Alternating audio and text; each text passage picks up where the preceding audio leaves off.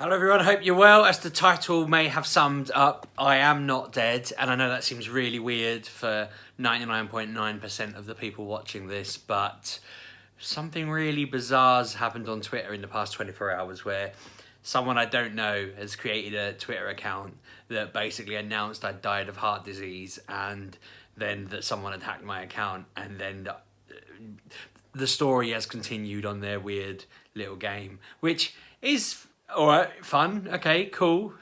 That's a sign of people knowing I exist, I guess. That's the only positive I can take from it.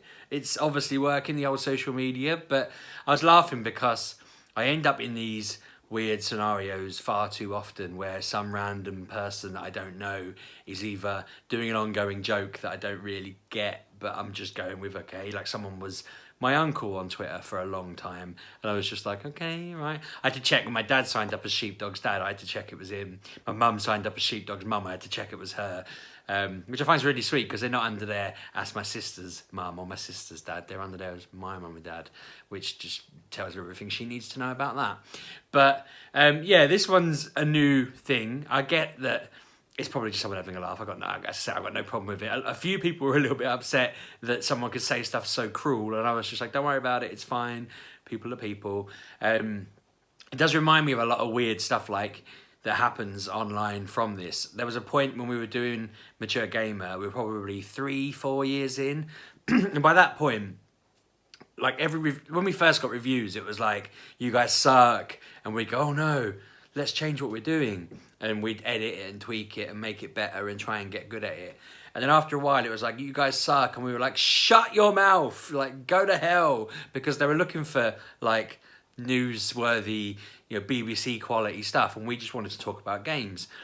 And after a while, again, people would just fine. They'd be like, we love it. This is exactly what we're looking for. We found our audience. It was all great. And, it was just like we were aiming at people who just didn't really care that much. It was just they enjoy it for what it is. A bit like how I just talk on this. If you're looking for, cutting edge trending news, or, I don't know, if you're looking for makeup tips, I'm not really the guy to look at.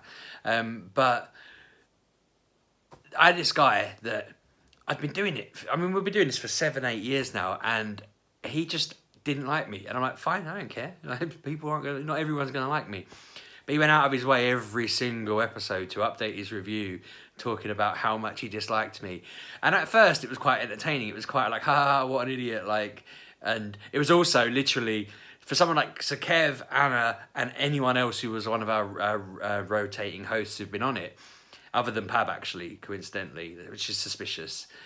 All of them had always got negative reviews. They'd always be like, oh, Anna plays too many games in the background or whatever, or Kev's a bit of a rude person, he's too arrogant or whatever, and so-and-so's too rude.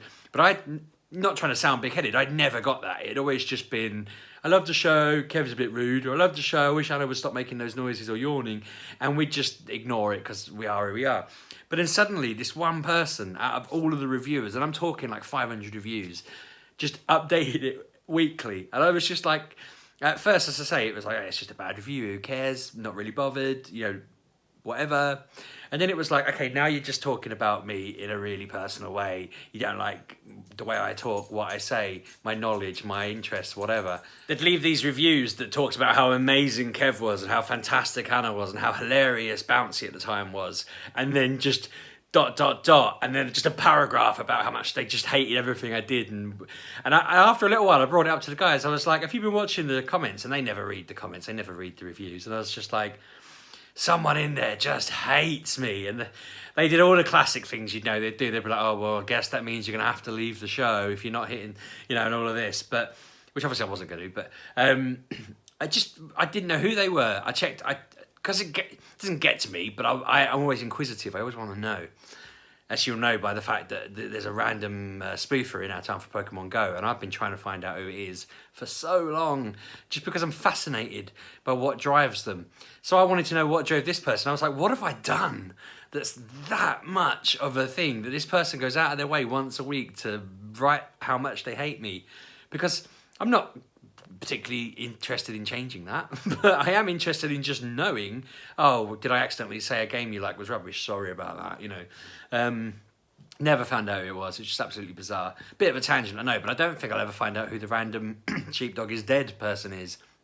I never find out who the spoofer is. That one fascinates me because I just really want to know what inclines them to spend all of their time taking all of the gyms in the town.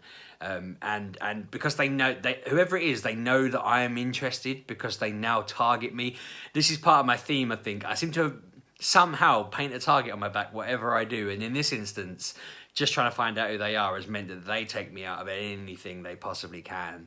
And to the point where they don't even take the stuff they knock me out of now. They just do it because they see me on whatever radar thing they're using. And my friends thought I was being really paranoid until I showed them what I meant. I'm like, no, this is genuinely a targeted thing in our town. And I have no idea who it is. But it's fascinating because I don't know what I did again, other than probably trying to find out who they were. But I don't know how they know that, unless it's someone who I know, which again makes me sound mad. So yeah, that's just been a fascinating thing that's occurred in the past 24 hours. I was thinking about all the other times that, I always seem to have that happen. That I'll just discover someone had a problem. I'm not very observant, obviously. I don't even know why, because I know when I've been rude to someone, I know I've been rude. When I upset someone, I know I've upset someone, but yeah, I don't know what's going on there. It's quite funny. It's interesting to see what happens. I kind of thought, at the very worst, I might just try and use it and say, Twitter, they're pretending they're me and they know about me. You'll need to verify me just so I can get a verified tick before the old Chapman family get theirs. It won't happen. They don't give them out. I think Kev tried for the same reason when he was getting it and it didn't work. So other than that, random nonsense. And by the way, this has been floating in my head since I said it, talking about makeup tips and me not being a makeup video. I'll tell you what's doing my head. I got my hair cut the other day and I feel like it doesn't look that different, but I feel like the woman's butchered me. I can't get it to go the way I like it. I want it to just be completely blended in, completely tidy, completely flat. And I can't do it. In the morning, it looks like when I leave for work. When I get back, it's a mess. And I'd stand there for every video, brushing my hair, can't get it to work. I hate it. I'm considering doing a video where I just try, if I knew how to do it, I'd just make myself look like I had different hairstyles and make one that was right. I wish I could fix this. I hate my hair so much. I need a solution for the hairstyle I should have. Because I can't go bald, so I've got a damn mole there and it would just look really weird. I need to go and have mole surgery or something, which is getting a bit graphic now. But it just annoys me that I can't go bald because I just have this orange, brown thing there. That I don't want that kind of slap head in the middle, hair around the side either. I don't think that would suit me. Anyway, I'm digressing a bit. So yeah, I had a call from the speech and language therapist today. They told me that the report from them should arrive in the next couple of days, which is good because it's been months. She claimed that the reason it's been late is because she had computer problems, which I find baffling because how do you have 4-month-long computer problems?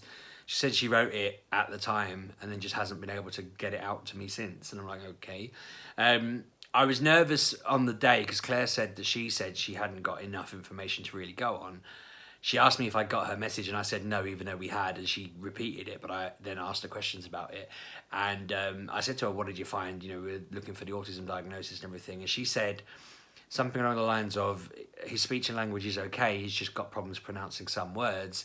She said from the diagnosis point of view, she said at first things were so difficult she had to ask Claire and Ben to leave the room because she couldn't get Ollie to focus, and then it was quite difficult for the first majority of it. Eventually he settled and she was able to finish the tests, and I thought that's got to be a sign of, if he hasn't just sat down and done the test and completely cooperated, then perhaps that's a sign. So she sort of said to me, it'll all be in the report, it's been sent off to the doctors for them to look at. And I'm thinking, okay, cool, that'll be useful. It's not normal that it's not typical that he won't be able to just sit still. He can do all those things. I think he was just in a new environment and a bit unsettled by it. But I'll be interested to see what she says anyway. So I'm excited to get that finally, some progress. We also had a message from his teacher saying he's starting to get tired at school already, even though he's not even on the full days yet.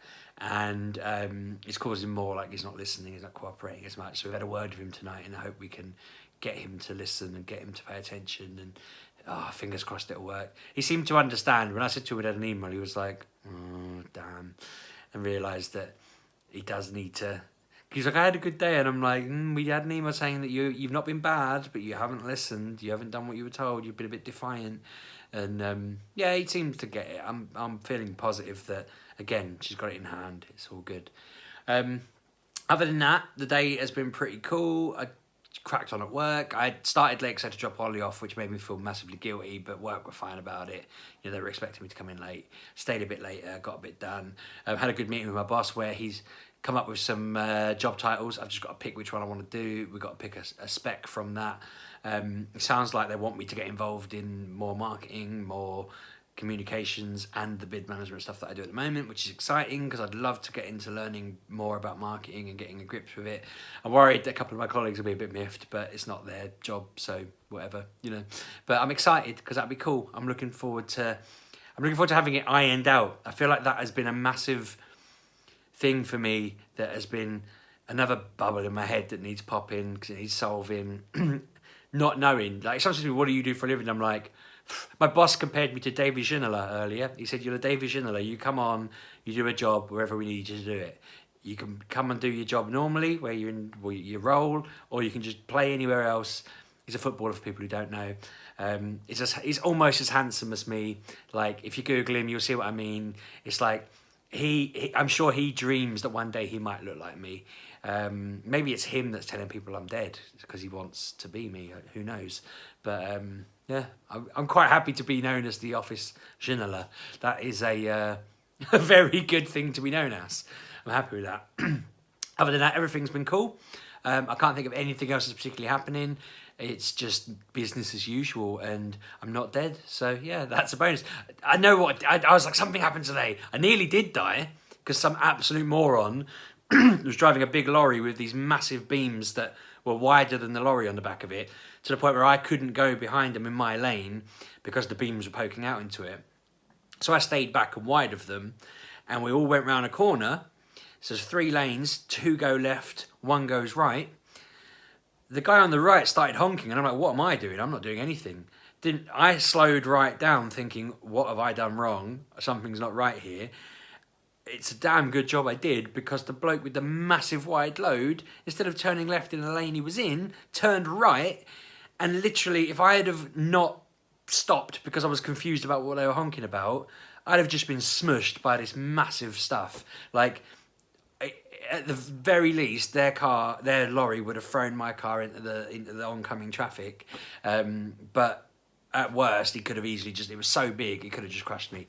And I was driving along after that just thinking, whoa, like, that was horrific. Like, I felt so weird because I heard the honk, I looked, and I just stopped. And I only stopped because of that, and then that went right. And I was just like, what the hell are you doing? And we were all just honking at this idiot. I don't know what he was thinking. I'm very lucky that person beeped and confused me enough to make me wonder what was going on. But that's that's happened twice in the past month, that a lorry has decided it's not going left, it's going right. Not on the same bit. I definitely understand the road enough that I'm not the one in the wrong. It's just mad. It freaks me out a little bit that I'm in the safety of these random people that happen to be driving lorries home in rush hour. But I'm not dead. It's all good. Happy days. I'm gonna stop there before I jinx myself too much. But thanks very much for watching. Subscribe, like, comment, all that stuff. Hope you're all well. Let me know how you're getting on. Things are fine. I know my video yesterday was a little bit sad and moany, but things are fine. Hope you're all well, and I'll speak to you soon. Cheers.